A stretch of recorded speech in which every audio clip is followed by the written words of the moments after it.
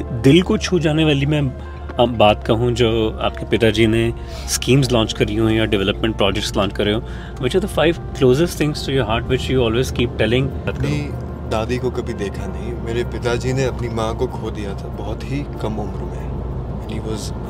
when he was probably in his teenage, yeah, when he was probably a teenager, yeah. और उस घटना का उनके जीवन पर एक बहुत गहरा प्रभाव पड़ा है। गहरा प्रभाव ऐसे कि जब एक कम उम्र में एक बच्चा अपनी माँ को खो देता है तो उसको इस बात का एहसास होता है कि नारी स्त्री की आपके जीवन में क्या अहमियत होती है। आपके जीवन में स्त्री कई रूपों में आती है, बहन के रूप में आती है, माँ के रूप में आती है, पत्नी के रूप में आती है और कई लोगों के बेटी के रूप में आती है जी।